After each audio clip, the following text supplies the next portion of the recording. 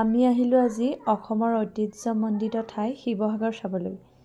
আহোমসকলৰ ৰাজত্বকালত স্বৰ্গদেউসকলে অনেকখিনি কালজয়ী কীৰ্তিচিহ্ন স্থাপত্য নিৰ্মাণ কৰিছিল। তাৰে ভিতৰত আমি আজি চাবলৈ আহিলোঁ তলাতল ঘৰ। আপোনালোক সকলোকে কবিতা লক্ষ্মী চেনেললৈ স্বাগতম জনাইছোঁ। বহুত দিন যিহেতু একো এটা ভিডিঅ' বনোৱা নাছিলোঁ, আজি সেয়েহে তলাতল ঘৰৰ কিছুমান আপোনালোকক দেখাম। আমাৰ লগত আহিছিল মা, দেউতা আৰু খুৰী।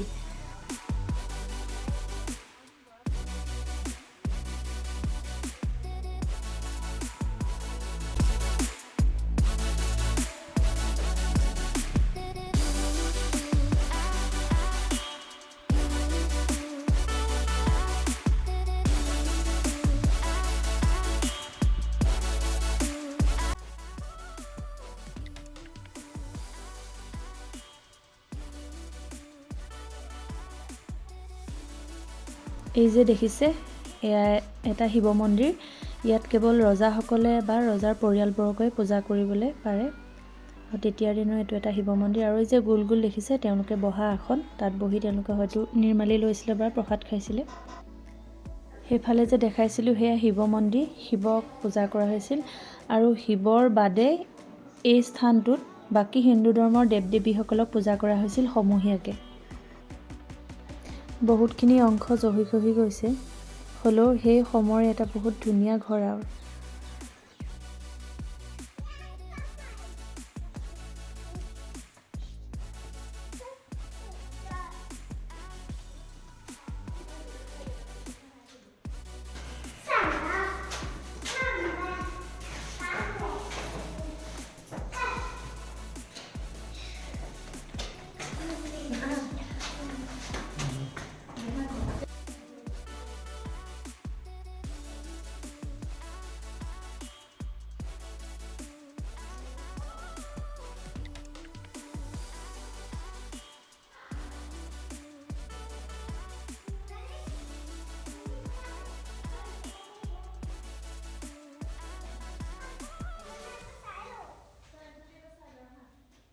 আগতে তলাতল ঘৰ বুলিলে ভয়হে কৰিছিলোঁ। ইয়াত মানুহ সোমালে হেৰাই থাকে আৰু বহুতৰ বিভিন্ন ধৰণৰ কথা শুনিছিলোঁ।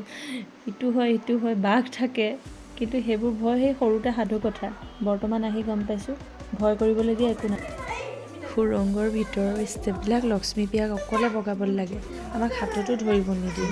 পৰে বুলি ধৰোঁ, তাৰ একদম কান্দোনত হুলস্থুল।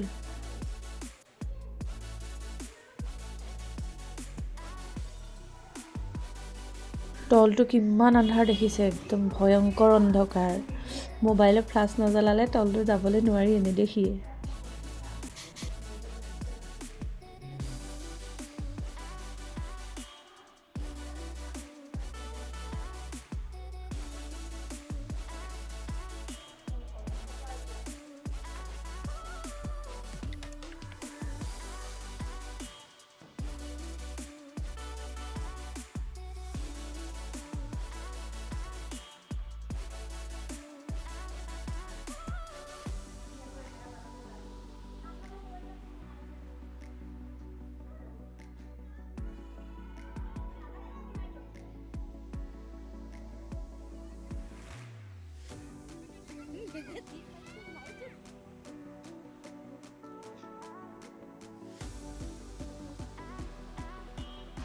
আগতে শুনিছিলোঁ তলাতল ঘৰত ৰজাৰ শত্ৰুপক্ষ আক্ৰমণ কৰিবলৈ আহিলে পলাবলৈ তলাতল ঘৰটো বনাইছিলে বা নিজক বচাবলৈ।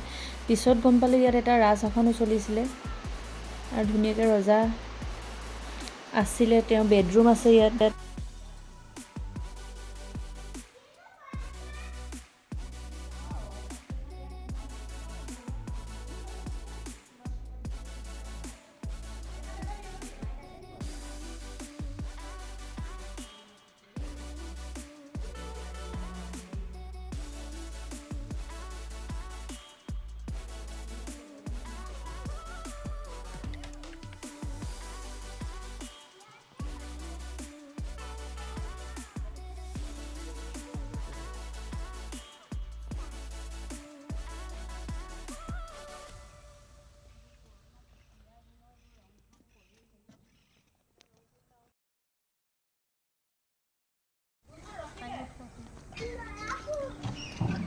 আমাৰ যে লক্ষ্মীপ্ৰিয়া ইমান ভাল পাইছে ষ্টেপবিলাক বগাবলৈ পায়।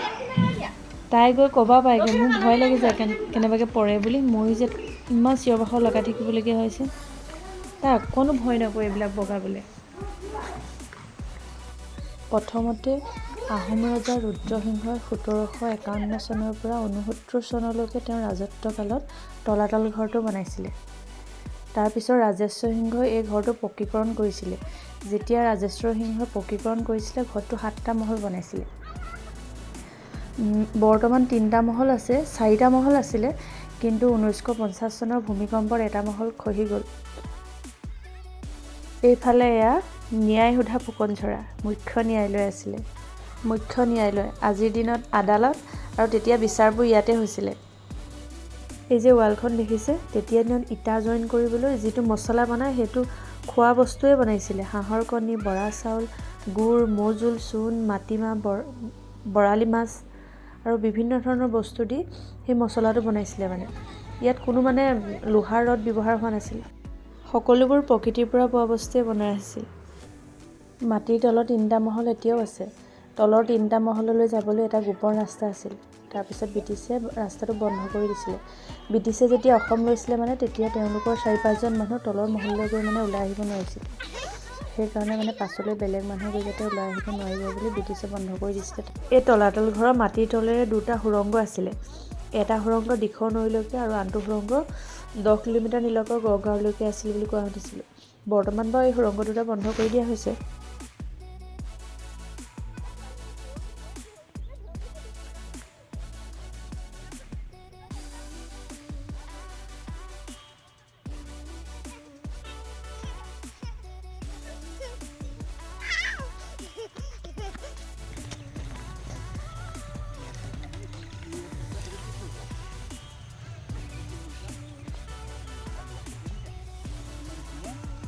বেয়া নকৰিবা দেই,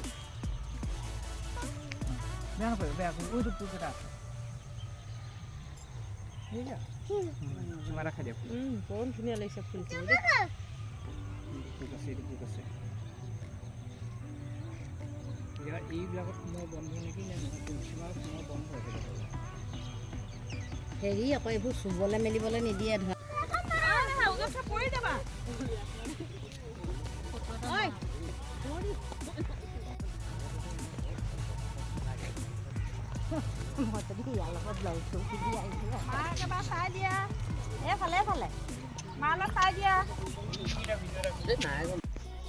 এইফালে এয়া বৰটোপ, 3টা ডাঙৰ ডাঙৰ বৰটোপ আছে। এইফালে ইটো চাইডেও আছে বৰটোপ।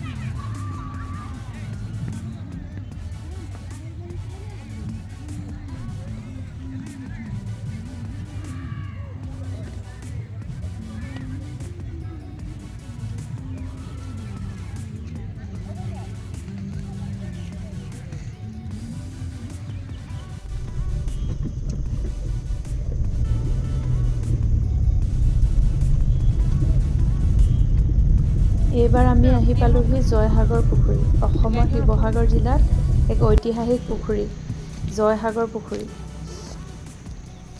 সতী জয়মতীৰ স্মৃতিত ৰুদ্ৰসিংহই এই পুখুৰীটো খন্দাইছিলে মাকৰ স্মৃতি যুগমীয়া কৰিবলৈ। এইটো এটা সাগৰ সদৃশ বৃহৎ পুখুৰী খন্দাইছিলে। আমাৰ যিহেতু সময়টো কম, আমি কম সময়তে সকলোবোৰ চাম বুলি আহিছোঁ, দিনো ছুটি, আৰু সেয়েহে গাড়ীতে আমি জয়সাগৰ পুখুৰীৰ পাৰে গোটেই পাৰটো আমি চাম বুলি ল'লোঁ আৰু।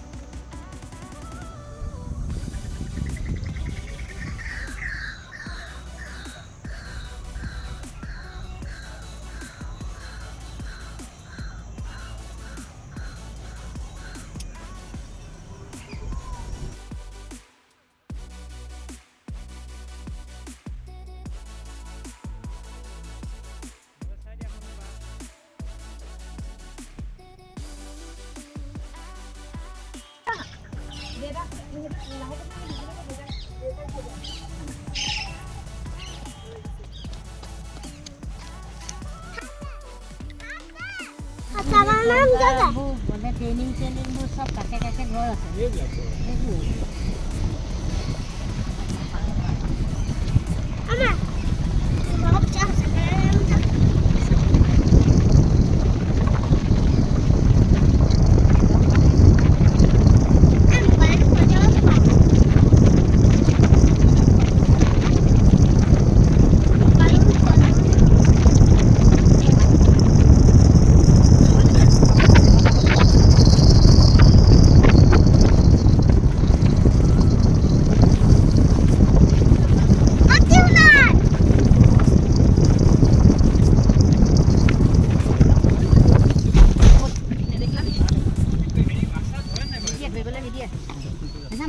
এইবোৰ মাছ ধৰিব নিদিয়ে।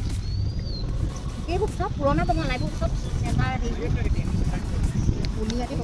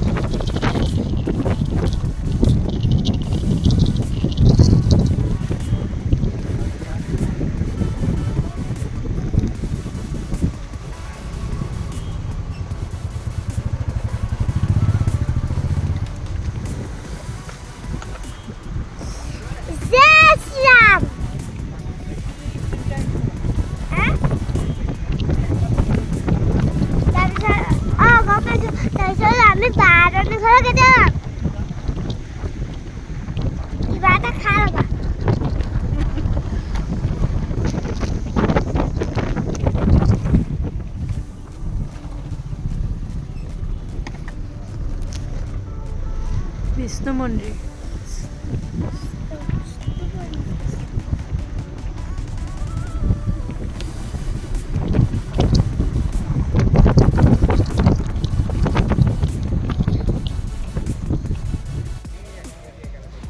আমি আহি পাই গ'লোহি ৰংঘৰ।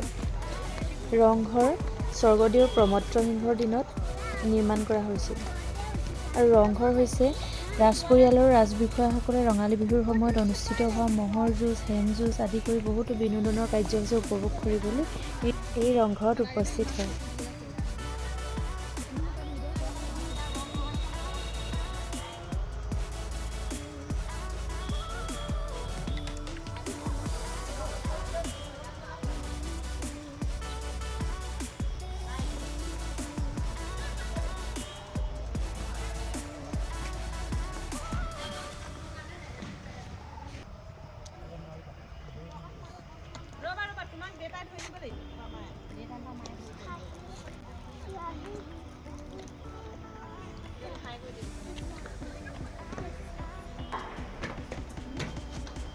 ৰংঘৰ নিৰ্মাণ কাৰ্য সাধাৰণতে থলুৱা পদ্ধতিৰে নিৰ্মাণ কৰিছিল। বিশেষকৈ বৰালি মাছ, বৰা চাউল, হাঁহ, কণী, গুড়, মৌজোল, চূণ, মাটিমাহ, ধূনা আৰু অন্যান্য কিছুমান বস্তুৰ সংমিশ্ৰণক বিশেষভাৱে চিমেণ্ট প্ৰস্তুত কৰাৰ লগতে মাটিৰে তৈয়াৰী ইটাৰ দ্বাৰা নিৰ্মাণ কৰা হৈছিল। আৰু ইয়াৰ দেৱালসমূহত দেৱ-দেৱী, সিংহ, হাতী আদি বিভিন্ন চিত্ৰ অংকন কৰিছিল। আৰু ইয়াৰ পৰাই ৰজাই সকলোবোৰ উপভোগ কৰিছিল, নাচ, গান আৰু অন্যান্য খেলসমূহ।